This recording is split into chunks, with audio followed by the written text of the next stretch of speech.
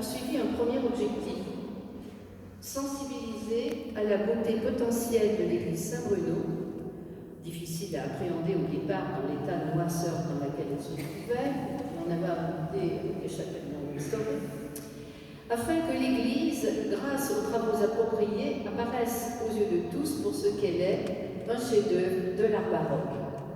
La dernière phase de grands travaux va, sauf aléa, s'achever en 2023. Parallèlement, on peut espérer que s'achèvera approximativement à la même période l'opération de restauration des tableaux du transept et du chœur qui va débuter après-demain. Ainsi, la restauration complète de l'église aura-t-elle été menée en 20 ans entre 2003 et 2023. C'est tout à fait exceptionnel. Je vais même me permettre de dire exemplaire. Nous en sommes très conscients et nous en rendons grâce. Cela a été possible par une conjonction de facteurs, de 3 facteurs. L'engagement de la ville de Lyon, au travers des adjoints successifs à la culture puis au patrimoine, depuis M. Béguin au départ jusqu'à M. Godinot aujourd'hui, sans oublier M. Durand. Grâce aussi aux équipes de la direction des affaires culturelles et de la direction de la construction qui œuvrent sur le terrain et avec lesquelles nous avons plaisir à travailler au quotidien. Par ailleurs, ça a été possible grâce à l'État, en l'occurrence grâce à l'apport, l'expertise, l'implication de la direction régionale des affaires culturelles.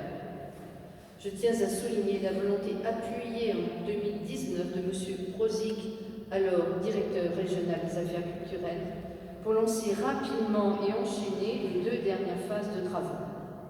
À titre personnel, j'ai beaucoup apprécié aussi la réactivité des différents services de la DRAC lorsque la ville de Lyon a donné à notre association 2015 la maîtrise d'ouvrage de la restauration de la chapelle d'accueil. L'autorisation des travaux a été accordée en 1 mois. 3e facteur, c'est la générosité privée. Celle de nos adhérents, qui sont généralement aussi donateurs. Celle, bien sûr, de nos mécènes. Ces mécènes sont des particuliers. Certains mécénats ont eu pour objet la restauration de tableaux. Et bien entendu, un nom exceptionnel a permis d'accélérer le calendrier des 2 dernières phases de travaux immobiliers. Par ailleurs, les formations musicales ont fourni une aide sympathique en donnant des concerts au profit des restaurations. Enfin, récemment, la Fondation Saint-Irénée nous a fait une bonne surprise, le vote d'une subvention au profit de la restauration des tableaux emblématiques de Trémolière qui ponctuent le transept. Que mécènes et donateurs soient assurés de toute notre gratitude. J'ajoute que nos 2 fondations partenaires, la Fondation du patrimoine et la Fondation Saint-Irénée, nous apportent un appui opérationnel extrêmement apprécié. Je voudrais souligner enfin que rien ne serait possible sans le soutien très estimé des curés successifs de la paroisse Saint-Bruno et sans l'aide logistique sans cesse renouvelée de l'institution des Chartreux voisines. Nous vous remercions tous chaleureusement. Le second objectif de l'association est de faire découvrir le résultat de tous ces efforts et admirer le travail des artistes qui ont réalisé le monument et son décor. Pour ce faire, nous pouvons compter sur la quarantaine de nos bénévoles, dont je ne peux que louer l'implication, la disponibilité, l'esprit de service, l'ouverture et la qualité des relations humaines, l'esprit d'équipe. Nous fonctionnons en équipe, 6 équipes d'accueil, une équipe de 7 guides conférenciers, une équipe concert. Depuis 2005, nous accueillons dans l'église tous les jours de semaine pendant 2 heures et nous tenons à disposition une documentation. Notre riche site internet permet une visite virtuelle en 4 langues, indépendamment de notre association. La belle crèche napolitaine de la paroisse, qui a reçu le premier prix national des crèches en 2011, attire de nombreux visiteurs en période de Noël. Un parcours spécifique est organisé au moment de la fête des Lumières. Cependant, l'église Saint-Bruno continue à souffrir d'un déficit de notoriété dommageable, lié à sa situation excentrée des circuits habituels de visite, y compris à la Croix-Rousse, car nous sommes éloignés de la Croix-Rousse des Traboules et des institutions de soirée.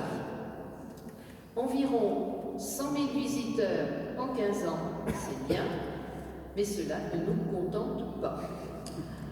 Maintenant que l'Église affiche sa splendeur baroque et que le tourisme va reprendre son cours habituel, espérons-le, nous avons absolument besoin de l'aide d'Only Lyon afin que soit systématiquement diversifiée l'offre de visite, que les touristes se concentrent moins dans quelques secteurs de la ville seulement.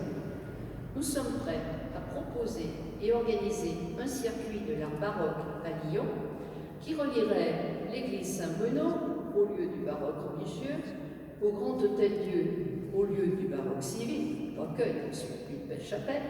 Alors, dans ce sens, parce que à pied, la descente est plus facile que la montée, en passant, chemin faisant, par d'autres lieux baroques de grand intérêt. Nous avions noué depuis 2018 un partenariat avec l'association de la chapelle de l'Hôtel-Dieu. Nous en louons un actuellement avec les grands concerts et les amis de la chapelle de la Trinité à l'occasion de la saison culturelle que nous lançons cette année sur le thème « Cela s'imposait » de l'art baroque.